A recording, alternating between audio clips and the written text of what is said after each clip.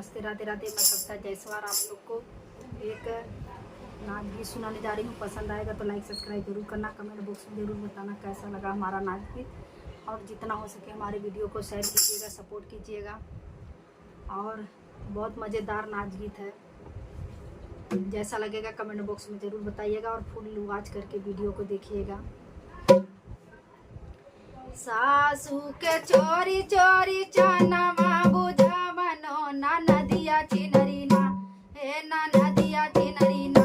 सासू से झगड़ा लगावे ना नदिया चिनरी ना, सासू से झगड़ा लगावे ना नदिया चिनरी ना। सासू के चोरी चोरी चनमा बुझा मनी ना नदिया चिनरी ना, हे ना नदिया चिनरी ना।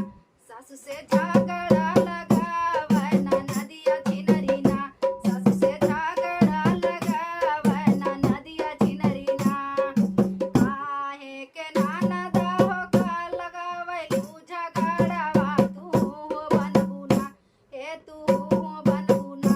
केहू के घर के पतोहिया, तू हो बनबुना, केहू के घर के पतोहिया, तू हो बनबुना।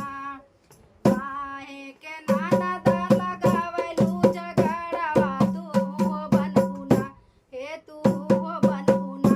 केहू के घर के पतोहिया, तू हो बनबुना, केहू के घर के पतोहिया, तू हो बनबुना। जेठानी के चोरी चोरी नाथिया बनावनो, जेठानी के चोरी चोरी नाथिया बनावनो ना नदिया चिनरी ना, हे ना नदिया चिनरी ना। घर में झगड़ा लगावे ना नदिया चिनरी ना, घर में झगड़ा लगवावे ना नदिया चिनरी ना।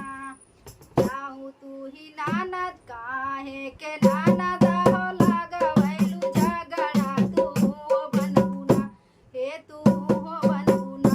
केहू के घर के जेठानिया, तू हो बनबुना, केहू के घर के जेठानिया, तू हो बनबुना, केहू के घर के जेठानिया, तू हो बनबुना। देवरानी के चोरी चोरी कंगना बनवावनो, देवरानिया के चोरी चोरी कंगना बनवावनो ना नदिया छिनरी ना, हे ना नदिया छिनरी ना। घर में झगड़ा